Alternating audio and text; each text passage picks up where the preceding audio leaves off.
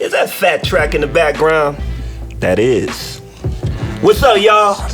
This is BoomBapTricks on All Real Radio, holding it down in Ghost House Denver Studios on Twitch. And WeAreDenver. What up? How y'all doing today? Hey, I'm back, y'all. I'm back. I was gone last week. I'm back. I was out there in Rosemont. Shout out to Zanies. Man, they showed us much love out there. Shout out to Joe Lowers and Dan Frenchie from LA. Thanks for always keeping it real with me, dropping some knowledge on me. I appreciate you guys. And that's it. I'm back, so I'm ready to talk some shit. Go, LaRae. Man, how you doing? You in Chicago, right? Huh? You were in Chicago? I was in Rosemont. It's like right Illinois. outside there. Yeah. Okay. On the outskirts. Mm-hmm. Good afternoon. Good afternoon. Happy Sunday. Happy Father's Day. Woo, happy Father's Day to all the fathers out there doing their Out thing. here. I'm popping today. Father's Day. Happy Father's Day to all the mothers with mustaches. Shout out to y'all too. Recognize y'all. Hey, we never sat and talked before. Oh man, this is gonna be cool. Yeah, this is gonna be awesome. We have a special guest here today. What's up, y'all? It's your boy Mawule. I'm a R&B and pop music artist here in Denver, Colorado. Incredible artist. Thank you very much. Yeah. I've listened to this channel, and man, it's exciting to be a guest on here. I don't know what we're gonna talk about, but we're gonna talk I'm about excited. everything, bro. We'll talk about you, man. see. You the one that just We'll dropped see. this dope ass project, man. We'll see. We're gonna talk about everything. All right. We want to talk about you. I'm ready for it. So Fat Track. He is currently holding down the tracks in the background, but he's not here with us today. He's in Las Vegas being Fat Track, doing incredible things. He's out there for a beat production battle or something. I could be making some R&R with this lady. He out there having sex in the sand. He needs some time alone with this girl. Some self-care. He just holding down his lady tonight. This is weird. I can't see myself. Am I shiny? I always get nervous around white people. I don't want to be shining around white people. Like, look at them, just listening. I get nervous. Y'all gotta let me know shit. Black onyx. Oh my God. Look at him. Oh my God. So, we all over the place today. We are very Colorado today. I know I'm feeling super Colorado right now, whatever that might mean. But anyways, we got my man Mawule holding it down with us. Me and his brother, we kind of met through some of your family. Yeah, your brother. Yeah. Shout out Flair Square.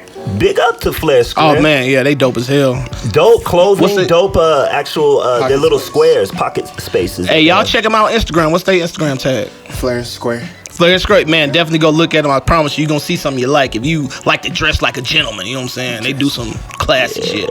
Yeah, grown and sexy. They were at Juneteenth yesterday, right? Yeah, man. Had a booth. Yeah. Sold a lot of pocket squares, Nice. You know, family, the family legacy. That's what I'm talking about, man. Hey, look, this is what I want to do. I'm glad you brought that up, Flair and Square, man. We need to go back to the days to a man dressed up on a regular. You know what I'm saying? Like, it shouldn't be a special occasion where a man throw some fly stuff on. You know what I'm saying? Get them a Flair and Square, Flair, throw it in their pocket, and look fly, man. That's why I told you we want to start a show to where it's like just grown sex. We come out, we look good, we stunt for each other, then we peacefully go to the crib, man. I'm always about looking fresh. Oh, yeah. Me too, man. Even though you look like, goddamn it, black anorexic Rambo right now. I am not looking like Shaka Zulu up in here. Get it right. Block a Zulu. You don't leave your block. Man, I'll throw a spear at your ass. Fuck around, man. We get real gangster real quick. Go back to the roots on you. Anywho, he said anorexic Rambo. This dude. It's the hairband. It's the hairband. I missed you, bro. No doubt. Missed y'all. So with that, you know, talking about family legacy, you know what I'm saying? It seems like your family is really advocates of education. Yeah, man. Evolution. You know, your spiritual root and your base, with your father being a pastor. Yeah. You know, that's a legacy. You know, not a lot of black legacy in America nowadays. And it seems like you guys have a renaissance happening within your family bloodline. So, well, let's step back a little bit. Yeah. A lot of our listeners in Houston, they don't know anything about Mawule. Well, they should know he's great. I'm just letting them know his family's great. That's all I'm saying. Let's tell them why. Yeah, well, yes, exactly. Yeah, man. So I mean, I grew up in the church, you know, because my dad being a minister. I grew up in the church, and that's kind of how I started, you know, gaining my interest for music. Because I was really surrounded by gospel choirs, you know, back in Ghana, and man, gospel choirs there are lit. Nothing compared to gospel choirs out here, you know. And so it was a familiar scene to me, moving from Ghana to, you know, Colorado. And so I just kind of picked up the music when I came here. It was just a friendly environment, something that I already knew in the transition, trying to assimilate to American culture, you know. That was something I didn't have to really assimilate to, because gospel is really everywhere you go. True. And that's the root of American music. When you really break it down, it's rooted in gospel music. It really is. It really is. And so I think that's where it started for me. And then when it comes to education, you know, my pop's always been an advocate of, you know, getting your education, and because it opened a lot of doors for him. You're a teacher, right? You know? I do a lot of teaching based on, you know, some of the work that I do. I don't believe you. It was too many. It was too many in there before the answer. I don't know. What you do? I'm not a certified teacher. Okay. But everything that I do is teaching. You know what I'm saying? Like, even with this music video we're about to talk about, you know, I do a lot of teaching in here. Yeah. You know, in terms of like family and values and what I learned from that. You know, I'm teaching that to people, and I'm using the music video as a way to do that. So I'm not a certified teacher, but every aspect. He has multiple degrees. I do. Every aspect of what I do is teaching. And so going back to my degrees, I do have a bachelor's in human development and family studies, because I love psychology. I love learning about people.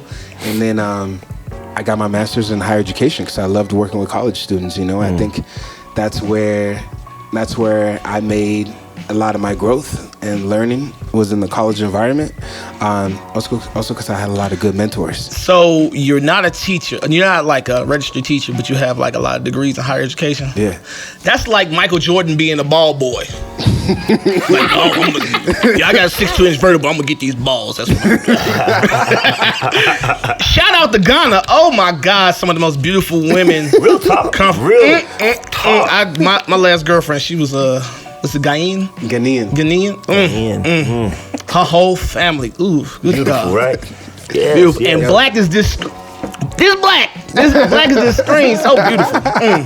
I feel like the most beautiful women in the world come from Africa. Yeah, most definitely. Definitely. Yeah, real talk. African women. Yeah, I do agree with that. Salute. Wow. Big salute. How y'all doing out there, Ghana, Nigeria? Yeah, what's up? Yeah. So, you said that you educate through music. Yeah. I'm an educator of through music as well. And like, I appreciate the stories that you tell within your music, because you have a way of telling some very intense, deep perspective, and a very like, I don't know, it's easy to digest in what you do. So what inspired that? What are some of the things that inspired you to like really utilize your music to like tell about experiences in life? I'd say conversations, man. Conversations. I think I told a friend the other day that, you know, working in higher education, the students are the same age every year, but you grow older every year. They're always going to be 18 every year. You know what I'm saying? But every year you're like, oh, last year I was 26. This year I'm 27. Next year I'm going to be 28. But they're going to always be 18. Right. You know what I'm saying? And I think just knowing my experiences and just having conversations with them, I'm like, damn, man, they're all going through similar things, but they don't know it because they don't talk to each other. You know what I'm saying? No one talks to each other, because nowadays, you know, we're all glued to our phones. You know, we're past the days where you go ask for your neighbor for salt. People's full of shit. That's what it is. That's why I don't nobody talking about it. It's true, you know. And so I think that's what really inspired that. You know, realizing that, you know, a lot of these students that I work with are going through the same thing, and if they were to talk with each other, man, there would be an amazing support system for each other, but they don't know it. I feel like school is a microcosmic for society. Yeah. Really, you know, and like when you're talking about these different battles that we're dealing with, definitely is in college, but very much so in the rest of the world too. So that's why I think your art is so powerful, because you know, you're addressing those issues that come across you. Yeah, and I think for me too, kind of like I said, you know, I went through some experiences myself, you know, and so talking with my friends back in the day and realizing, wow, the power of sharing your stories and power of finding people who connect with you and know what you're going through is really important, you know? And so I found a way to use my music as a way to make sure that people don't forget that, you know? Yeah. And so that's why I take my time with my writing and then obviously nowadays when it comes to music videos, trying to find a different way to capture that story other than what you're hearing in the music. So... Actually, let me say something. It's kind of funny you said that because it kind of goes into our topic we want to talk about this week. Is that okay? I'm gonna ask you a question then. Yeah. How has the support from your friends and family been since you started doing music? Since I started, I'm gonna say this: I have a lot of quality friends. I know a lot of people, but when it comes to my inner circle, that's small. So my inner circle, they're amazing about the support that they provide for me. They're amazing. Outside of that, the support's not there. But then again, like I said, the area where the support does not exist is also an area that I'm not really connected with. But within my inner circle, I have a close knit of people that support you. That support me.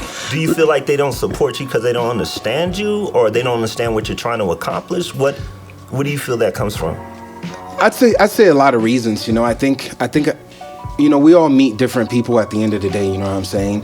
And I think the people that reach out to me that want to build a genuine relationship are the ones that I've maintained and fostered those genuine relationships with. You know what I'm saying? So I wouldn't say that they don't support me because they don't know what I'm doing, but I would say one reason is they probably don't support me because we've never had that genuine connection for them to really understand my purpose and passion for what I'm doing. You know what I'm saying? But my inner circle do. And so with this video, every single one of them, when I'm thinking about them right now, they've already shared this video. Are they artists too as well? They're not even artists. Okay. They're not even artists. And I think the difference too is like some people will share a post, not say anything about it, right? But your true friends are the ones that are going to take time to be like, yo, this is my homie, Mawule. He's been doing this for this many years. And they'll give some context to what they're sharing. You know what I'm saying? I'd like to step it back a bit because some of the people don't even know what style of R&B artist you are. So you're not a typical R&B artist. So kind of talk about that because I think some of these questions leave everyone gray because people understanding your art, what your video's about, that all stems from not being a typical R&B artist. Yeah. I mean, I think that's hard to explain in itself. How about you don't sing about women all the time? I don't. You more so sing about social justice, class issues, sexism. Yeah. So let's talk about that. I mean, I think if you look at like music back in the day, you know, there's a lot of R&B music back in the day that still don't talk about women. They talk about social issues and stuff. You know what I'm saying? And I think for me, when I think about my sound, I don't really think about a genre when I think about my sound or the type of music that I do. I think more about the content more than anything. And so when people ask me, right now, I mean, I obviously say I'm, you know, a pop and R&B artist just because that's how the media and, you know, the industry, people who've interviewed me have categorized my sound. Right, they're always trying to put you in the box. That's what they relate to. Yeah. You know, always want to do that. It's easier for them to, you know, write something. It's easier for them to explain what they're trying to communicate themselves on their end. That's actually pretty deep because you can actually take that and all types of things, sexuality, you know, things, you know, so it's always like you got to be this, you know, it's to where now people are bursting outside of saying, well, I don't feel like I'm that, I'm this or whatever. So and so going back to that, for me, it's like just to make it easy for people, I say, you know, I'm an R&B artist, R&B pop artist, just to make it easier for people, just to avoid the lengthy explanation that I have to really give for my art and what I do. But at the end of the day, for me, it's more about the type of messages that I write. That's what I want to be categorized as, rather than the genre. So, African tradition, right? Yep. The griot. Yep. Right. Do you consider yourself a griot? like a storyteller, somebody who passes down like things that you observe? Il likes to let everybody know that he reads a lot. Il reads a lot. He knows a lot of words that normal people we like, what? But you kind of get the context. Keep going, Il. I gotta break you down for him, man. Everybody don't read books. I do. Here's the sole reason why. Because I come from a culture of storytelling. You know what I'm saying?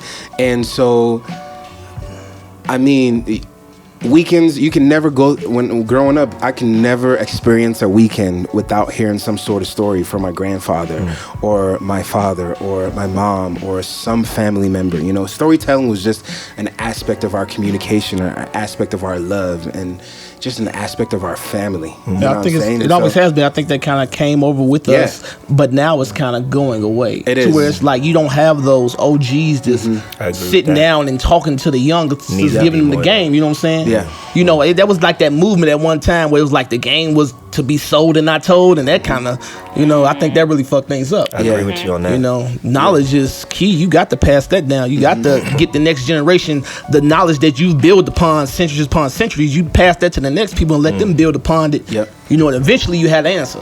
Yeah. Agreed. And so, yeah, I mean, that's why I would say I am. Just because it's part of my culture, and it's what I'm comfortable with. And I think, I was telling one of my staff members, they're like, yo, so do you ever say hi to people?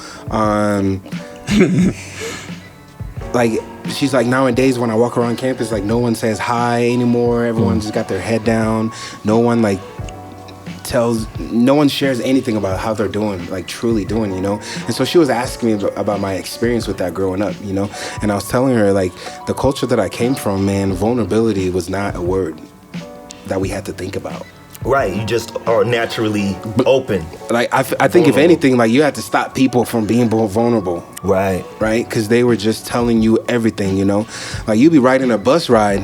I remember back home, like, you'd be riding a bus, and then you feel like, holy shit, I don't know this lady, but I just know her whole entire life story. You know what I'm saying? Because people just connected well, very easily, and people were always conversating. And so you're in a bus, and it's never silent. Like, nowadays, when you ride the RTD right now, you know what I'm saying? It's people silent. Don't even look at each other. That's the It's silent. It's like, even like, because I was raised to where it's like you speak to people. Yeah. You see them, you speak to, even if you don't know them. If like you walk to somebody, but nowadays you got people that like, they'll know you're about to speak to them, and they'll like put their head down. Let me tell the world, Anthony Armstrong, if I'm gonna speak to you, speak to me. I'm gonna put you on top of your motherfucking head in the crown of your shit. I'll just let you know now, okay? Just speak, man. Get to know a motherfucker. You never know. But yeah, no one does that no more, man. No one does that no more, and so I think that's where I got that power, because that's nothing that I got to think about. Right. In terms of vulnerability, that's nothing I got to think about. And so with my music, I'm genuine with it. Because I'm not afraid of what people think about how I'm expressing my emotion. You know what I'm saying? At the end of the day. I got a story about that. Hold on. So I was going to say that about him. I like Mawule. Mawule, God damn it, I want to call him Mawule. Mawule. I like Mawule because he is like just like he a free spirit. You know what I'm saying? And when we went out for my birthday and we went there and he was sitting right next to me, I'm from the hood, man, so I ain't used to stuff like that. So he was like, talking to me and putting his arms on me. I'm like, Joe, you need to get a focus. But I knew it was just, him being him. It wasn't nothing, what I'm saying, bogus, but it's like, that's just the environment I grew up in, so that's how I am. Yeah. So that's why I like him, because he just like, hey, this is just the way it is. He himself, he ain't got to like repress He adopted a whole other couple. We included him in our party. Yeah, you was on the end with the little Hispanic couple. Yeah. He just y'all talking like y'all knew each other. Yeah. But that's the type of stuff we need to get back to, man. Why can't we sit down with somebody we don't know and get to know each other? You know what I'm saying? Yeah. No, I mean, I was having a conversation with an elder not too long ago. His name is Michael Simmons, and he's like actually a mentor of the mayor. And one thing that he said was, back in our day, we used to teach lessons while breaking bones. Like playing dominoes, you know what I'm saying? Like you would teach lessons while you were around the table playing dominoes. or you would learn your lessons in the barber shop. And I have another brother, his name is Hassan, and he cuts hair, and he's a barber, and he told me that a lot of the information that was exchanged through tribes in Africa and within like Europeans was while hair was being cut, you know? And I feel like, you know, at the root of what we are as black people, and I'm talking about the diaspora, you know, talking about like black Americans, South Americans, there's certain things that are rooted in everything that we do within the ways that we exchange. I include Mexicans in that too, because y'all black too. So like, you know, within that exchange, we have rooted things that like we play games together, you know what I'm saying? Regardless if that's spades, bones, or chess, you know what I'm saying? We're exchanging information constantly within our community, you know? And I feel what Anthony's saying within that too, because that's a break in our community, is that we're having less and less barbecues. You know what I'm saying? We're having less and less community gatherings. You can't even get people to come out no more, man. Right. We can't even afford charcoal.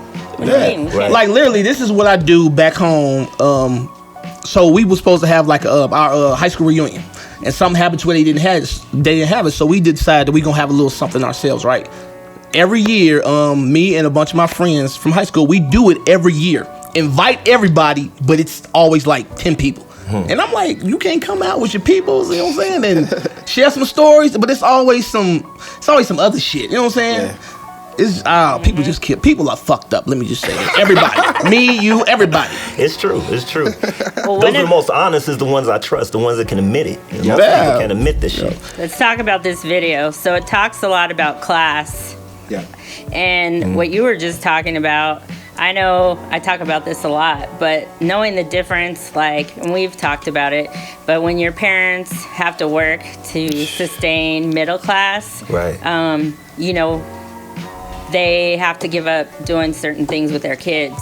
So people who grow up working class, they may have more time with their parents. So, like, for me, I had that all the time. The whole street came and had dinner, and still does. My mom still cooks, and everyone comes every week.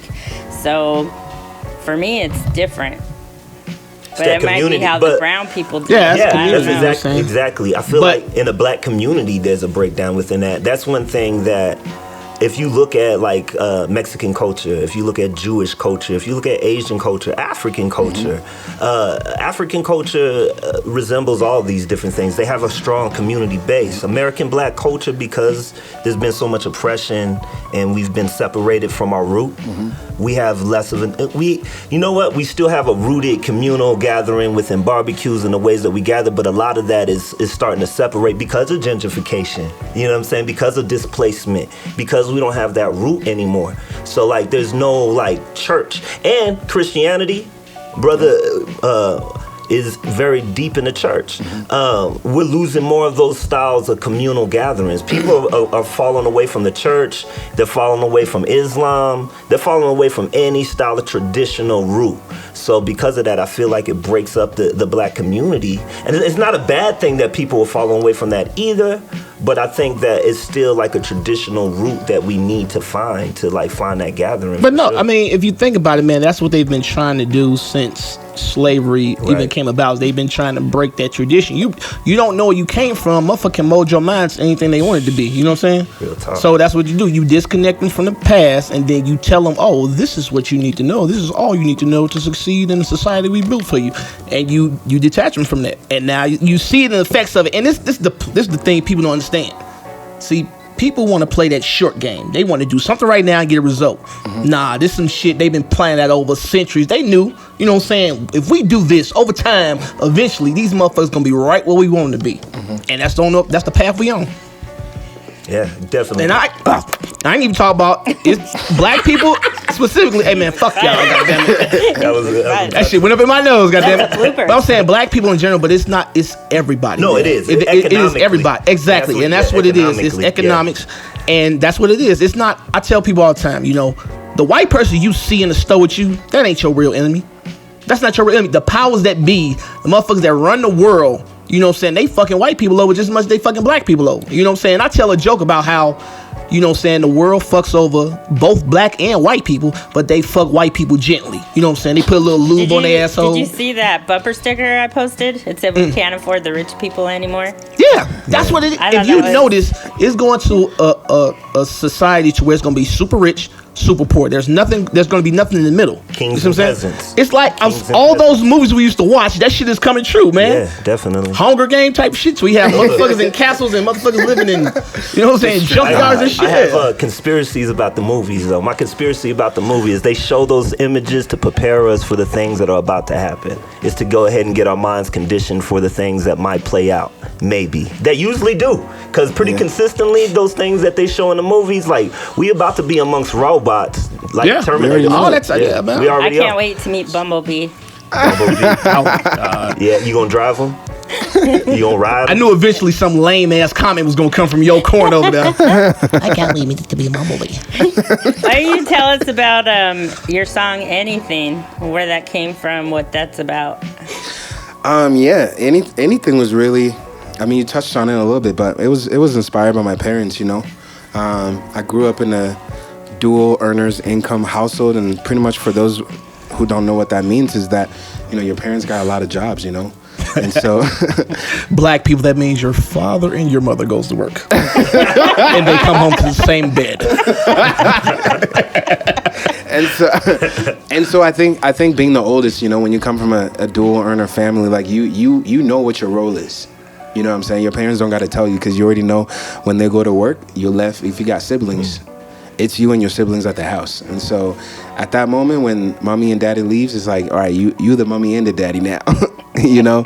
And so your siblings ain't ate yet, you better make sure they get some food, you know? They ain't do their homework, you gotta make sure they do their homework. And so, I mean, the song was just really inspired by me seeing kind of like the work that my parents were putting into, you know, to provide for my siblings and I. And so, you know, when I had the privilege to write this song and to work on that video, I thought, you know, what other way can we show genuine love? Because that's what the song's about. It's about genuine love, because at the end of the day, I tell people that, you know, my family, like, we don't really say I love you a lot, because everything we do for each other says it. You know what I mean? We don't need to say it to feel it. And sometimes when people say it, I'm like, I don't feel it, because I look at your family and I'm like, yeah, man, y'all don't love each other. You know what I'm saying? And so I was like, man, how can we portray genuine love in a music video and help it connect with people? And I thought about single parents and just parenthood in general, because I think at the end of the day, a lot of single parents, they work so hard and no one really sees the hard work that they do, you know, to provide for their family. And so that's why we shot this video and kind of focus on the black male image, because especially with what's going on right now, I think that's a message that's really needed, and a visual that needs to be seen right now, you know. And so that's why we focused on that theme. And releasing it today on Father's Day. Yeah, brilliant. We didn't plan on that, to be honest with you, because we shot the video back in March, and then, you know, it took some time for it to get edited, and, you know, knowing that it was kind of focused on fatherhood, it was just kind of like perfect timing. We were like, wow, how ironic that, you know, the finished product will be really around the time when Father's Day come in. So once we realized that, then we were like, yo, we have to release around Father's Day, because really that's what this video is about. It's about fatherhood. And your co-star, you guys had such great dynamics. Oh man, Kennedy. Kennedy's my friend's daughter. And actually my friend, she's a single mom. And so knowing her and kind of like knowing her story a little bit, I was kind of inspired to use her daughter for this video, because it also represents her, you know, and the hard work she puts to provide for her daughter. And so, yeah, I had not met her when we worked. Like, I met her that day we shot the video. And so, if anything, I mean, we were nervous the night before, because I thought she was older. Because when you see her videos, man, this little girl is sassy. And so I was like, man, she's older. And so when I found out she was 2.5, I was like, holy crap. Like, how we gonna give her direction on what to do? But I was like, you know what? Let's just trust the process. I think everything's just gonna be all right. So let's just trust the process. And so I met her. One of our friends brought her because her mom was working, and so I met her. And I'm good with kids, and so I just started talking with her, and then just interacting with her, and then we realized that, you know what? Everywhere we wanted to shoot this music video, it ain't happening. Because this little girl knows what she wants to do. So we were like, let's just let the camera just roll, just capture that interaction. And at the end of the day, we'll get some footages out of this. And so everything you saw was literally everything she wanted to do. Nice.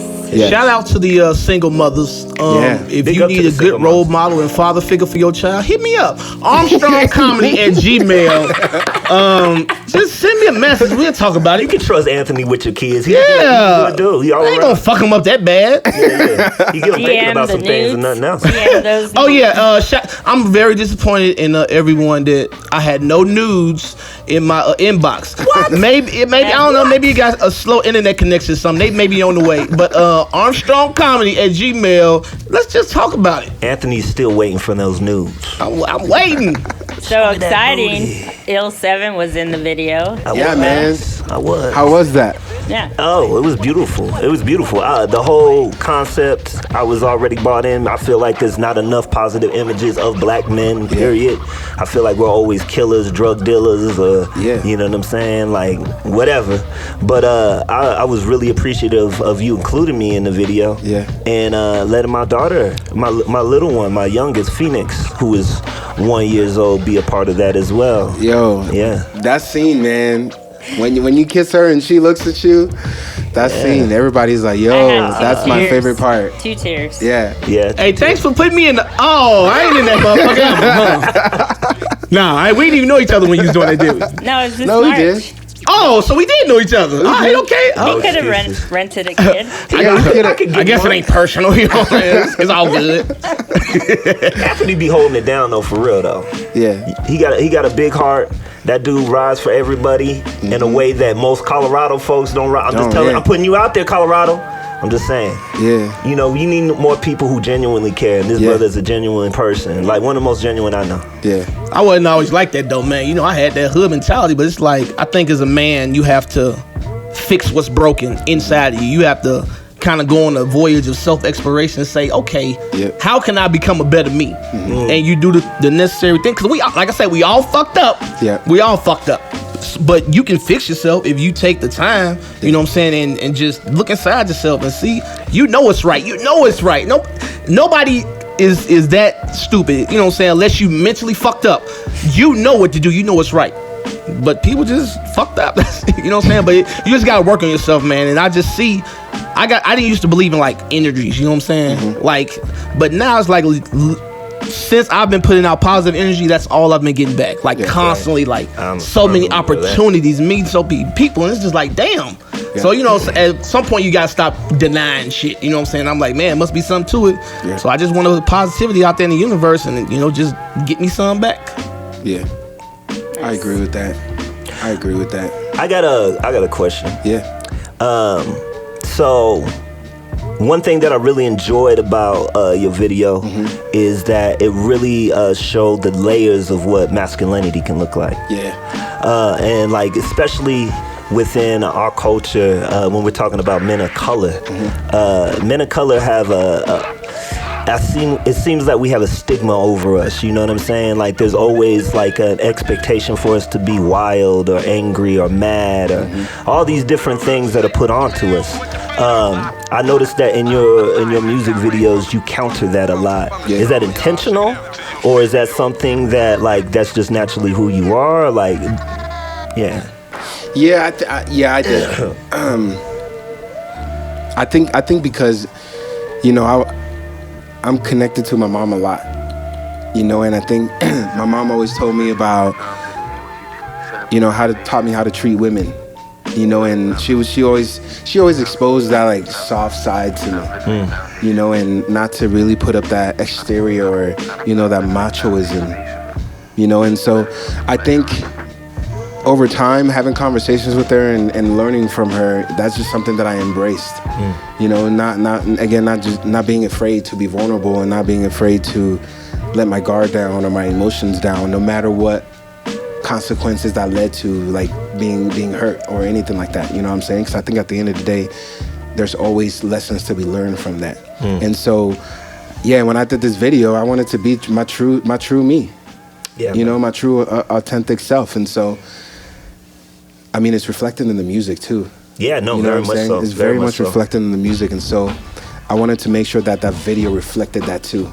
Because again, you don't really see that, you know what I'm saying? You don't really see that. And I think sometimes too is like men think, you know, oh man, women don't want to see this, or women want to see this hardcore exterior. And, oh no, women want to see men break down and be emotional. They like that shit sometimes because they have to be that way. They just want to see men like cry, motherfucker. I know how y'all do. You want to see us broke. Shout out to all the ladies. If you need a gentleman in your life that will open doors for you, that ain't me. But I will buy you as many pretty dresses as I can afford. And you can I'm gonna keep you looking good. Nudes to Anthony Armstrong. Booty rubs anytime. Oh my God. Something else that's cool too, that's fun on his website, the freestyle features. I love that. Yeah. I like that too. How did that start? Someone hit me up and they told me they loved my music and that they wanted to kind of do a piece to it. And so I was like, yeah, man, go ahead and do it. And if you do it, I'll feature you. I'll send you like some questions and you answer them, and I'll take my time and write a blog and kind of like put your story out there. And so that's really how it started. And then, you know, I realized that, wow, this is actually a cool way to connect with other people around the world and get to hear their story and feature their story. And so then I kind of started scrolling through dance videos and reaching out to dancers. And so anyone that was like, yeah, man, let me listen to your music. If I vibe with anything, I'll do a video for it. And so, yeah, that's really how it started. And so I've featured, I think, 4 dancers around the world right now. From there was what one countries? Girl, she had her legs like she was... Oh yeah, like, yo, Canada, Norway, Belgium, and one more I can't remember. Somewhere in Europe. I had a friend recently that lives in Canada that was checking out one of your videos and is a huge fan. Oh yeah? Yeah. That's dope. Yeah, she lives in Vancouver. Okay. And like I was live videoing you when you were doing your presentation at DU. Okay. And she's like, I know his video. Oh. Yeah, so. Shout out to all the foreign women. If you need a visa, ArmstrongComedy@gmail. Let's talk about it. We can talk about it. No, I think it's cool, man, because like when I do these features, to be honest with you, it kind of just goes back to my purpose, why I write music, you know. All these people, when I learn of their stories and why they started dancing, I'm like, holy crap, like one of the kids, he started dancing because he was being bullied, because he was chubby and he a lot of people called him fat. And so dance was a way that, you know, he found, you know, a coping mechanism, and in the process, like ended up losing weight, gaining self-confidence, and overall just feeling confident in who he was and his whole identity. And so can I interject it's been right amazing for 1 second? And that's really important that you just said that he had that issue.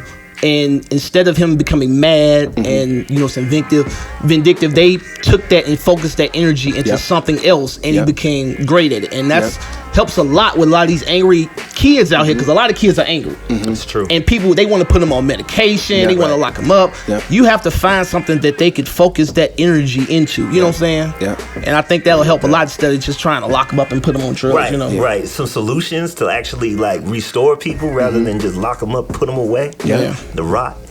And I mean, going back to that too is like that's why I love doing these features, right? Because more people need to know about that. More people need to see that. And at the end of the day, there's a lot of kids that are being bullied. I don't know what their coping mechanisms are, but I want to be able to share that, not only be with my music, but share these stories, because I think a lot of them is they turn to drugs, gangs, just saying drinking. They go to negative routes, you know. So yeah, that's really why I do it. It's hard work though, man. Like doing all these features and doing all these write-ups, but I think at the end of the day too is like it's my responsibility. And someone appreciates it too, man. You do a lot. What he said right there, that was our question twice. What's up? A lot of artists don't feel like it's their responsibility to use their platform for issues like this. True. Yeah. What do you think of that? I think it's our responsibility. I think if you're talented and you have a gift, you can't waste it. You know what I'm saying? I'm thinking, I have $20. I'm going to eat or go see you. If I go see you, you better use your platform.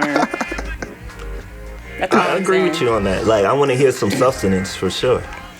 Well, everybody doesn't want that. No, that's true. Some people just want to hear something and they don't care about what the message is behind it, you know. So you have different audiences, you know, and that's just carving out the people, you know what I'm saying, your audience. It's true. If you want that substance, then hey, you're going to go see him. If you don't want any substance at all, go see any mumble rapper. They ain't talking about shit. Right. But it sound good, you can dance to it, shake a lot of ass to it. All that. I'm not anti-mumble rap. I'm anti-ignorance. Just Yeah. like, but within that, I don't, you know, LaRae, you talking big over here. You love trap music. Oh, I love trap music. Me too. Got So, good beats. but like that's all she listens to. So like, I like them beats. She be in there getting turned up in her car. So Let me say, trap music has kept a lot of people from getting they head punched the fuck in. I put my trap music on, I whip your ass in my head, and I go to work. That's it. There you go. I think I'm just fed differently. You know what I'm saying? It's like I'm a great way to put it. I'm not like you three. I think a lot of people are, and I mean, for me, it's like I live for the memories. You know what I'm saying? I live for the memories, and so I go to things intentionally that I know is going to be either thought provoking or it's going to inspire me, or I'm gonna leave that environment wanting to go home and go create. yeah, I want to let me say something right there. What you just said, that you know what I'm saying, you want to make memories. Yeah. And I see a lot of performers that give mediocre performances. Yeah. Whenever someone comes out to see a live event, they want to make some type of connection with that artist. They want to make a memory. So if you go out there and you don't give them the energy that you have, then you legitimately wasting their time. No one's going to want to come see you. It's that person that some way you touched them, you said something that was familiar to them, that's going to come back. That's your fan now. You know what I'm saying? So whenever you step on the stage, give 110%. I don't care if the booker fucked you over. I don't care if you're having a bad day. I don't care what's going on in your life. When you get on that stage, you give 110%, because those are your employees out there in the audience. Because if they don't want to see you, you don't have a platform. And I think that goes back to that responsibility. It's like, it's the one, first of all, it's like, to know that is powerful. A lot of people don't know that, because to them, they might just be on the stage just to make that money. You know what I'm saying? And at the end of the day, they go home. But if you really think about that responsibility and, you know, what people are going to walk out of your show with, going home and, you know, feeling renewed, feeling refreshed, and feeling rejuvenated or something like that. So to segue, sorry to cut you off. Let me say one thing real quick. Great artists know that. Every great artist knows like their platform. Like when you think about Jimi Hendrix, Marvin Gaye, when you think about Michael Jackson, like greats, they know their platform. It's the mediocre people who don't know their platform. There you go. I'm done. Now I can't sing. What? Because the whole moment's gone. Y'all been into it. Well, y'all just fight and get it over with. Damn, fist fight. They've been into it all day. So with that being reflective and not knowing your platform, or if you're in it for the money or for change, I just attended the program you piloted, More Than Music. And in that, you leave a lot of time for the audience to reflect back and really think why. And I think that segued into that, because for me, when we were in there and you were like, do you go, you know, what makes you happy? And I think if you're not saying your art or doing comedy or singing, then, you know, that's, you're wasting your time. Yeah. I agree with that. Yeah, because I mean, this is something to where you just can't, you have to have the passion for it. You have to have the passion that pushes you past all the rough spots, because there's going to be a shit ton of them. After that workshop, I quit my job. Oh yeah. And you got to be crazy. You got to be insane. Walk in your greatness. You got to walk in it. Here's what I think too, because I think you can have passion, right? And I think sometimes when you hit roadblocks, you give up on your passion. And so I think I'm gonna go a little further and deeper and say that you got to believe in yourself beyond your passion. Yeah. You know what I'm saying? Because I think people are gonna shut you down, or you might be on, you know what I'm saying? You might be on stage, for example, performing and putting your energy, right? But you might not feel the energy from the crowd, right? And that can get you down. That can get you to a phase where you give them a bad performance. You know what I'm saying? And I think you got to move past that. Believe in yourself and give 100%, no matter how the crowd is showing up, because you have that passion. And not only do you have that passion, but because you believe in yourself and what you're doing. You know what I'm saying? That's what I love about comedy. See, I think that's bombing on stage. When you telling jokes and just no one's responding, no one's giving you energy, you know, that's what comedians call bombing. And I live by the Patrice O'Neal rules of bombing, meaning if I'm up there giving you 110% and you're not giving me energy, then we all going down in flames. I'm gonna make this the worst show. You're gonna remember this show one way or the other. It's gonna be the best show or the worst show of your life. But some way you'll be like, I hate that black dude. I like that. I'm like, hey, it happened. We all going down or going up. No, I like that. And I kind of like I said, I think so. Like just to give an example. So for example, like for me, I've dated women who I've dated some women where, you know, they'd be like, though I'm still doing my education and everything, they're like, what you doing? I was like, I want to be a musician. You know what I'm saying? And they already know what that road is like. It's like hardship after hardship. You know what I'm saying? A lot of late nights not coming home. Yeah, a lot of late nights not coming home, or, you know, just grind. Yeah. And some people don't. Some people are not down for that grind. We was talking about this. It's a mindset that you have to have. And I this is my saying. I posted on. I said, ambitious people understand other ambitious people. Yep. Everybody else think we're crazy. Right. Yep. Yeah, it's real talk. Yep. Because they can't fathom you doing all this stuff, and you literally will be in one spot for 2, 3, 4 years. Yep. You know what I'm saying? To where they're like, well, you should just stop this, give it up. It's not going anywhere. Yeah. You know what I'm saying? You look at Kevin Hart. Like, I knew Kevin Hart way back in 2002, you know, when Paper Soldiers came out. But then he bust on the scene, and everybody's like, well, where this dude come from? Well, he was grinding 20 years behind the scene. You just didn't see them. Yeah. You know what I'm saying? And another thing with him is that, like, I've heard stories about him to where he was so bad, like people would take him on tour and they would have to beg people to put him on stage because no one really liked him like that. But he kept at it. Yeah. So that's real passion. He wasn't even getting local shows. That's what I'm saying. Like he was literally like, you should just stop, give up. He said he started getting booked on Chocolate Sundays just because there wasn't very many black comics, and so they would rotate. But that's where the passion, that's where the ambition, that's where the determination comes. Is that when everybody tell you no, but you know in your heart this is what it is, you gotta show them. That's you know. That's well, and then every time you try to quit, or I shouldn't do this, or I'm not going to do it anymore. It changes your life when you find out that you have a talent. But then a week later, you're back. LaRae knows this about me. Like, we've had these conversations. I quit at least like every 6 months. I'm like, I'm done with this, LaRae. I'm done. And she's like, shut up, fool. Go out there and do what you gotta do. And then the next day, he's like, I talked to this person who was doing this, and this is happening. I'm like, I think you also got to learn how to enjoy your talent. Yeah. You know, like, I don't think I could stop performing because I enjoy it so much. Like, it makes me so happy to get on this stage, whether it's a bad show or a good show. Yeah, it's real. I enjoy it, so I don't think I'll ever stop. And because I have the enjoyment behind it and I want to see it go further and further, I think that kind of adds to the passion. Yeah. You know? Well, you can enjoy that talent at Meet in the Streets starting July 8th. That's good stuff. I love how you segue into that. That was professional. And you're gonna perform, right? Yes. Gonna have a little joy, and you as well. Yeah, most definitely. Yes. For those of you that cannot see LaRae, she has a novel over here that she's reading off of, asking questions.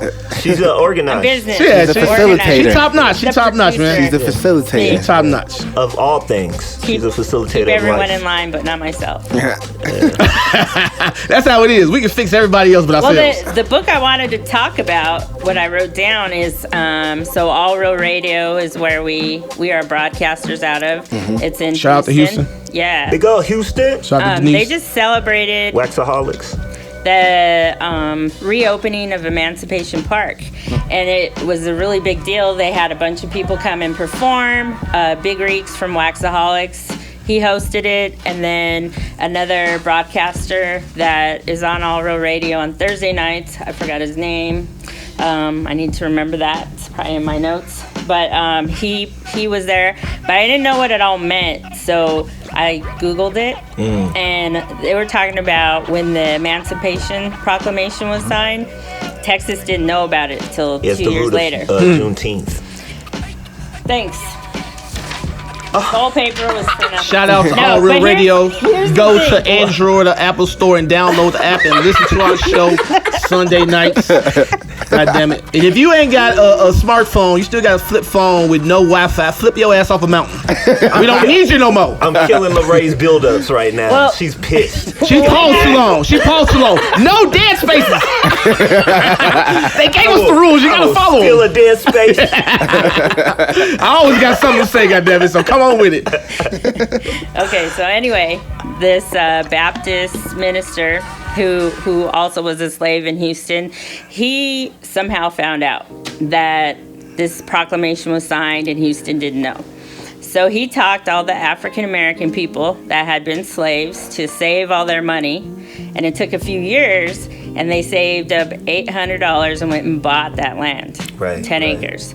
But then Houston took it from them. Right. And they somehow got it back, but only because that would be the only park in Houston black people could go to. You know how I love history, yo. Now, break wait. it down. No, keep going. And you already know, but stop. No. Sit there and pretend like I am open. You better stop. I'm listening and soaking this up. So then, 3rd Ward, where we were, just the backyard of All Real Radio, the launch pad.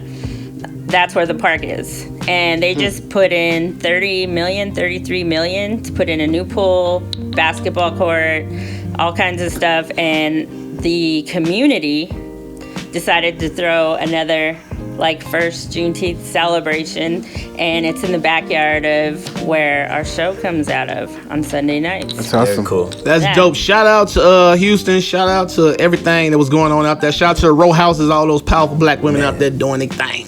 Powerful roots too. I think that's one thing I love most about Houston and the community out there is the root of who they are within their culture. You know what I'm saying? I feel like that's something here in Colorado we fighting for daily. But Houston has a really organic grassroots culture that really holds down the history of what's happened out there, and that's the most important thing is the history.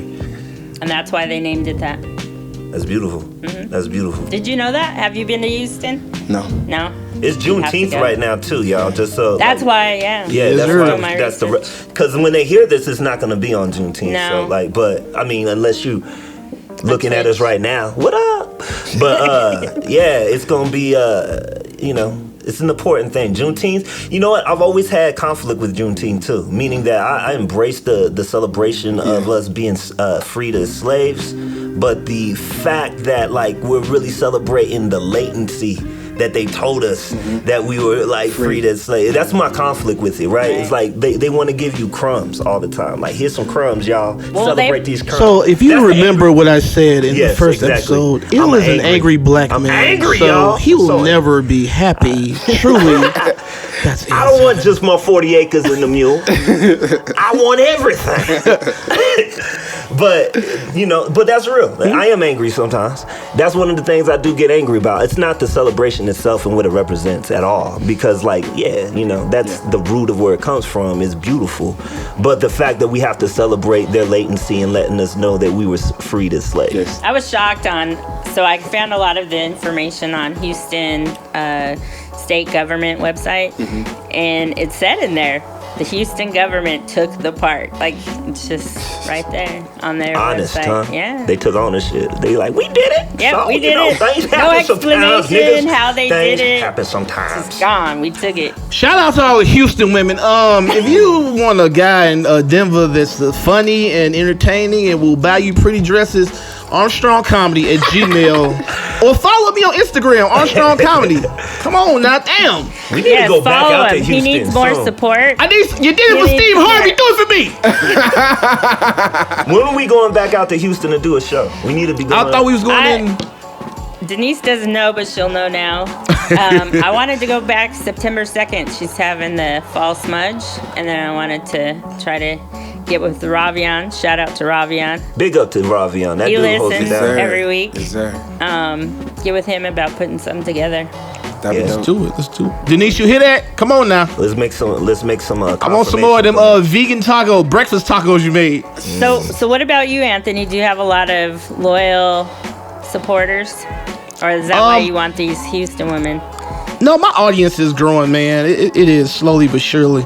It's people don't know, man. Like, people don't know how much I do behind the scenes, and just keeping up on all the content I'm creating for different platforms. Like, I do different stuff for all my platforms: Instagram, Facebook, Twitter. I'm not really on Twitter. I need to get back on there, but everything is different. I don't just post something across all the platforms. I'm doing different stuff for different platforms, because I want to give you content that you're going to want to come back and see.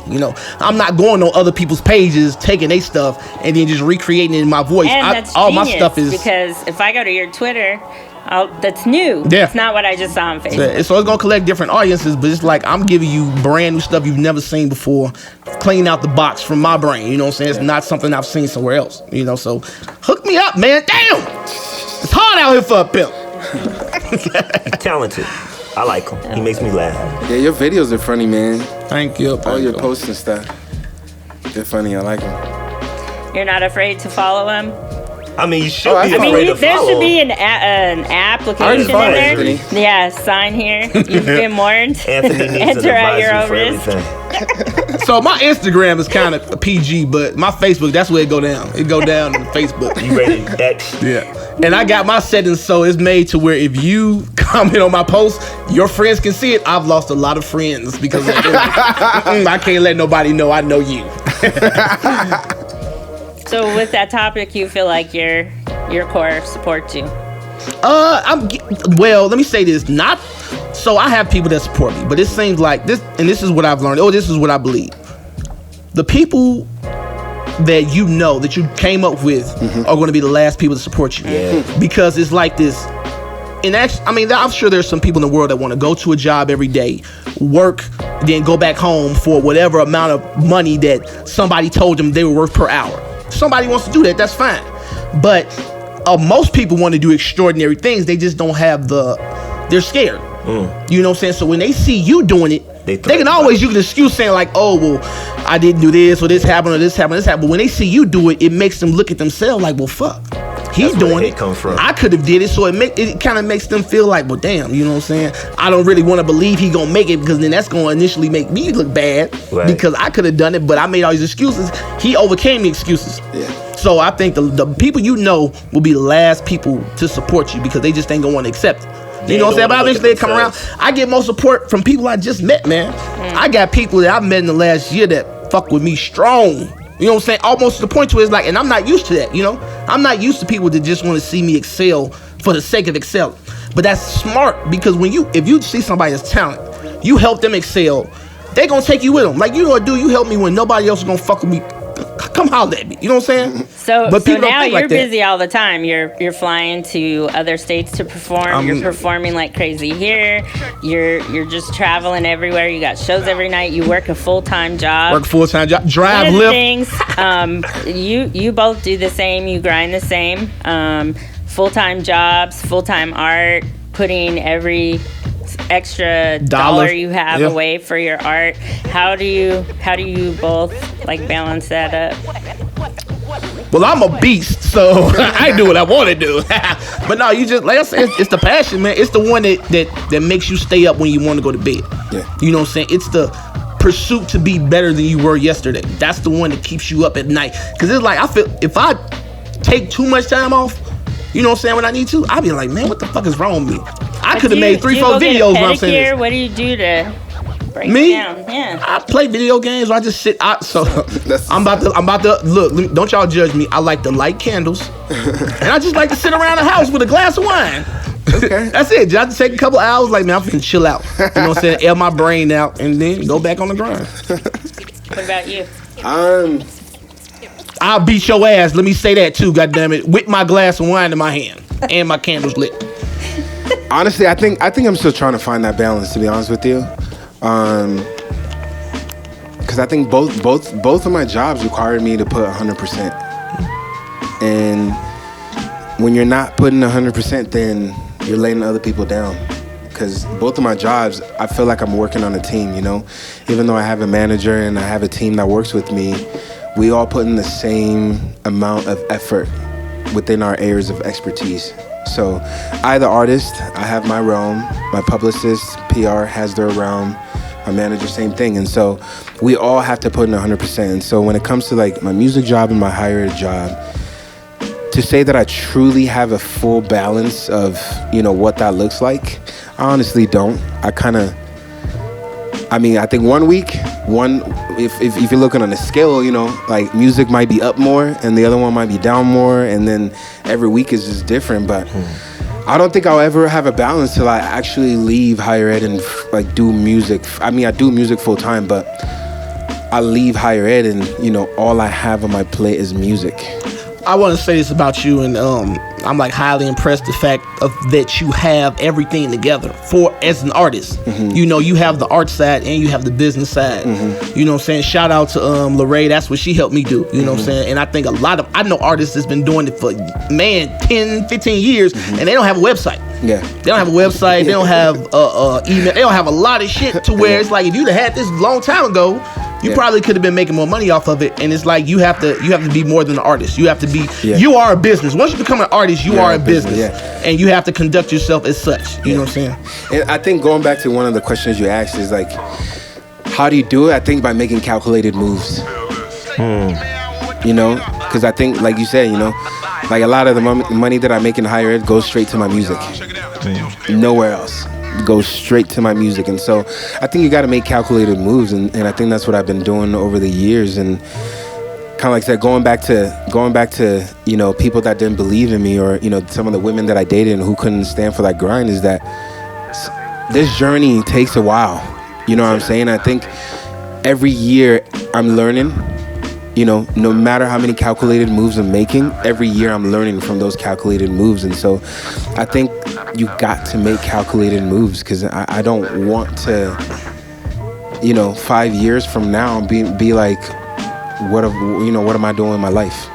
And you know, just dealing with the people in the industry, that's a whole nother job within itself. Is just dealing with the politics of the industry and trying to move, man. Especially when you're a person that can stand on your own 2 feet and you don't have to be given anything. They don't like you because they want to control you. They want to have something over you to say, well, we want you to do this versus that. So when you, like you, to where you put your own music out, you got everything together, they scared of you. Because they can't put nothing in your face that you can't do yourself.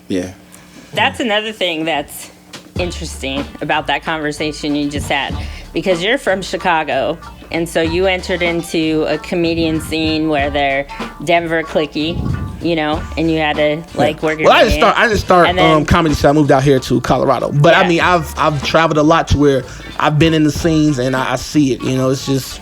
But they're not like you here. No. Huh? No, man, they ain't like me, man. They ain't like me. I like everybody, man. I ain't no cliquey dude, you know what I'm saying? If you a cool motherfucker, I'm gonna fuck with you. And I'm the type of person, I'm gonna go to the person that nobody else fucks with first. I'm gonna go to them. I'm gonna make them my friend. You know what I'm saying? Because a lot of times those be the people with the most insight, the most brains. It's just they may be a little awkward, a little socially awkward, so nobody really goes up to them. So I always make it my business. I see a person in the corner that's just over there chilling, I'm gonna go holler at him. Hey, what's going on? Who are you? My name's this, blah, blah, blah. You a comedian, you this, you that. You know what I'm saying? I'm gonna get to know him. And a lot of times, those be the people that support you the most. Right. So you just answered my question. So you counter it by, you know, going and doing that. I'm cool with everybody. So you as well, you kind of don't run in any clique or with a group. No. So how do you... You don't. Whoops! See, you messed me up. I ain't even say shit because your answer was so long. Back to what I was thinking.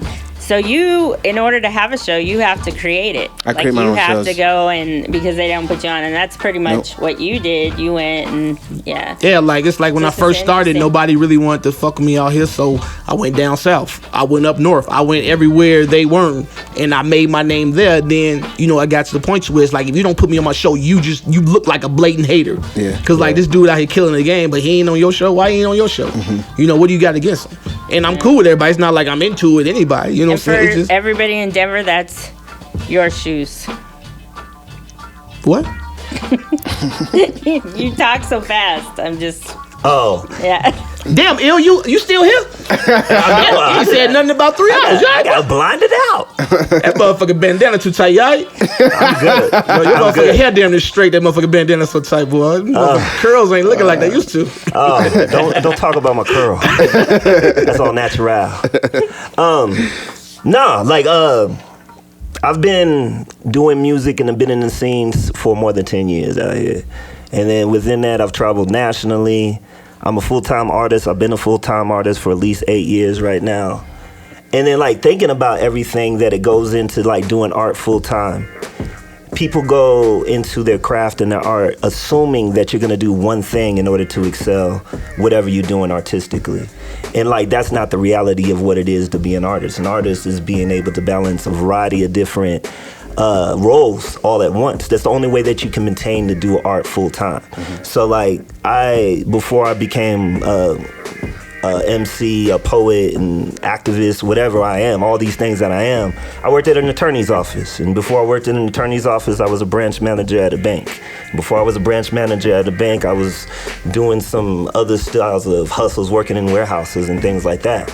But I think, and that's the other thing too, so like making it, the mentality of what it is to make it. Like everybody's trying to get to this final stage of whatever it is it looks like to make it. And I think make it looks like a variety of different ways depending on what you like weigh your success on. So if you're able to maintain a level of financial security, be able to save money, be able to evolve what you're doing within your craft, some aspects that might be success. If you're aspiring to be an international phenom like Kevin Hart, no, that's another form of success. But success, I think, especially in this day and age, it doesn't look like there's no easy outlets to really get your music out or to get your comedy out. There isn't like these direct HBO lines or this direct MTV or BET outlets that you have. It's literally social media. Like BET now is YouTube. MTV now is Instagram. And it's so saturated now too. It's super saturated. So it's like you have to be extraordinary to be above other people, and you have to be extraordinary artistically and professionally to get above them. Because I mean, it's so much stuff that you can look at versus this person. Who am I gonna look at? I'm gonna look at the person that's the most unique. And if your business is not together, you will drown in this ocean of people that are doing things now. Most definitely. Yeah. And I think that's the biggest thing is like right now, like as an independent artist, there used to be in hip hop like mainstream and underground. And underground was anything that was hustling straight to the street. Yeah. Meaning that you were pushing out your trunk or like you just had a small fan base and you networked. Like a Tech 9 used to be underground. Atmosphere used to be underground. Like there's all these artists that used to be underground. Underground don't exist no more. Yeah. Everything is mainstream. So like if you're pushing in a mainstream society, you have, even if you consider yourself an underground artist, you better like have your social media game up and together. You better have like your webpage up and together because like right now, if you don't have those things, like we have a young generation, that's how they access everything. You don't have any connection to your fans. Exactly. Because anybody that likes me after the show to come with somebody, the first thing you say, what's your Instagram? Right. What's your Twitter? That's how they're going to contact. They're not going to contact you via email. When they can just like a picture, I'm just scrolling through them, like this picture. That's how they converse with the artist. So you have to do it. I hate it, but you got to do it, man. Right. Yeah. Hashtags too. Hashtags. Gotta know how to use hashtags. I know so many people get mad at me about hashtags. Like, why you hashtag everything? Yeah. Well, those people that don't understand it, I didn't understand that at one point either. Like, why I gotta do this? Hashtag WeAreDenver. Hashtag WeAreDenver. Hashtag WeAreDenver. Hashtag we the shit. Hashtag fuck them niggas. So that's how you get found, man. Through the hashtags. That's how you find people. That's how you can network with people. And you know why? It's through the hashtags. Right? You know why? Because they're the ears. Yep. They call the people. LaRae over here.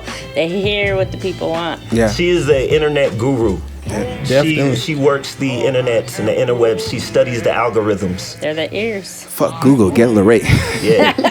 Man, people don't understand how dope LaRae is, man. Like, she is a wealth of knowledge and has got me straight on a lot of things. You know, that's why I fuck with her. True. Thank you. Thank you. So where can people find you and your video? Since People we brought that up. People can find me really anywhere. Music Mawule. And then in terms of the video, I mean, it's blasting right now on all my social media. So Music Mawule, but it's on YouTube. Just Mawule. Google Mawule. Shout out YouTube to your Mawule. producer. Hell yeah, you know you don't know another person named Mawule. And what does that mean? How'd you pick that? It means only God knows. When I started in the business, my artist name was Thade. Thade. Yeah, and then when I would do interview and people kind of asked me like, tell me about that name, I didn't really have, anything to tell them. Thade? What made you too black to be a Thade, man? You over there blending in with your coat, goddamn it. You can't be no Thade that black, goddamn. You gotta be able to see Thade at night, goddamn it. What the fuck is Thade at? You don't ever get that wall. Yeah, so really, kind of going back to like taking things serious, I got to the point where I realized, man, like I love music because I had been removed from music for a while, just to focus on my education. So when I got back, I realized that, man, if I just keep pushing, like I'm gonna go somewhere. I'm gonna get somewhere. And so that's when I started like rebranding myself and, kind of having my spiritual background and, my dad being a minister and all that. And, I just reached out to him and I was like, hey, like I really want to rebrand my name and rebrand my music business. And, I want a name that, when I tell people about the name, I can really connect it to my spiritual upbringing and, my journey and everything. And my brother's name is Mawule, which means God is great. And so my dad's like, why don't you just use Mawule, which means only God knows, because at the end of the day, like you don't know where this path is going to take you. Only God knows where you're going to be able to take this music. Yeah. And so he was like, why don't you just call yourself Mawule? Because you're doing this out of blind faith. Because at the end of the day, it's like you're passionate about this and you believe in yourself, and as long as you got that, you're gonna go somewhere. Where that's gonna be, you don't know. Only God knows. And so that's how I came up with Mawule. It sounds like you get a lot of family support. I do get a lot of family support. And honestly, I didn't in the beginning, because I mean, kind of having a dad who's really well educated and kind of believes in education, they want you to follow that path, and when you think about music, you don't really think about the impact, or he wasn't really aware of the impact that I could make, and so I think the support grew once I started to share my vision for what I wanted to do with the music. That's when the support really came, because I think at that point they really saw that, man, he's really passionate about this and he has a purpose, he has a vision, and he has an intention for what he wants to do with this talent. And so I think once we were able to make that connection, that's when I really felt the support. Well, my name is Anthony. It don't mean shit, but let's talk about it. ArmstrongComedy@gmail.com. Let's talk about it, man. So, Anthony, what shows do you have this week? You got one tonight. They made me cut my phone off. I don't know. I got a show tonight. I don't even know my show tonight. They made me cut my phone off. I'll be around Denver. I'll be in North Dakota in July 1st. That's gonna be interesting. I love going out to towns where ain't nothing but like real hick white folks. Them always good shows because the whole town gonna be there. Get some fresh milk. Nice. Goat milk. Goat No milk. goat milk. Hell no. What about you, Il? My next, I got the Westward Showcase getting ready to come up. Shout out. Shout out Westward. Yeah. They just interviewed me, actually. Westward. I got a show coming up at Ophelia's on July 7th with my band Roots Rice and Beans. Yeah. Nice. I'm gonna have to come check that out. Yeah, put you on the list. Yeah. Let me know you coming through. It should be a crazy Can show. all of us get on this list? Not you, LaRae. Everybody else can, though. It's just me and LaRae today. They've been into it all damn day. Anthony's +1. He's putting me. You don't have a choice. I'm gonna hide in his trunk. That's a dope venue. Oh, yeah, it's a beautiful venue. Oh, yeah, that was dope. I'm in there. Have you done any comedy there yet? Nah. You should be doing some comedy there. I should be doing comedy everywhere, but... They did have a showcase there a few times. I don't know. Ophelia's needs a lot of people. Anthony Armstrong. I know. It's a call out. I'm calling them out. Randall Frazier. Yeah. Anthony Armstrong. Book him. Comedy. AnthonyArmstrong@gmail.com. It's okay. Look, let me tell you something. I'm gonna be great. I know it. All right. I feel it. Yeah. So it's just gonna take a amount of time, and I want you to know I have a beautiful memory. So all y'all that didn't fuck with me right now, ooh, I can't wait. I'm gonna stun on you motherfuckers. Beautiful I'm gonna fly memory. off your head in the Bentley helicopter. I ain't gonna say shit to you. And I can see Anthony being one of those guys being like, ta-ta. Hell yeah, goddamn it. Ta-ta, motherfucker. Had me a motherfucking drink with an umbrella in that motherfucker. Give me shit. Oh man, You don't know my name, goddammit. Anthony Armstrong, you have a problem with anything I say? Let's talk about it. Armstrong Comedy at Gmail, or hit me up on Instagram, Facebook, Twitter, wherever you want to talk about it. I'm everywhere. What about you? Honestly, I'm not really doing a lot of shows right now because I'm trying to focus on my More Than Music initiative, which is pretty much a brand new form of entertainment I'm trying to create on college campuses to really engage college students and get them to really wake up. And so I'm not really doing a lot of shows just because I've been trying to focus on that. But outside of that, the only show that I got this summer is just at the Underground Music Showcase down here. I'm still waiting to get my slot, but I'll be performing in the month of July. But hopefully, in the future, or at least next year, really, because that's when this thing's really going to kick off, is college campuses are going to be one of the only places to come see me if you want to engage in. Man, we going to get some opportunities for you, man. I'm looking for a venue right now to start putting on some dope variety shows, man. So I'm always down. We gonna make some things happen, goddamn. We got a lot of shit in the works. I told y'all we work like hell for you motherfuckers, and you don't want to support me. The hell's wrong with y'all, man? We talented, goddammit. That was the main topic of the day. Yeah. Well, we have a show July 13th and 13th. the 27th. We'll be doing 2 in July at the distillery. Rising Sun Distillery. I'll be hosting. Great drinks. Great drinks. And we packed it out the last few times, like the last 6-7 times. So man, come on up and let's do And this. we have I promise you. angry women. Old women. Something exciting always happens. So come on out, man. We always bring you the best comedy we can find, man. It's always dope. So just come out and check us out. Yeah. Nice. And what else do we have? We have something else. What else do we have? What else we got?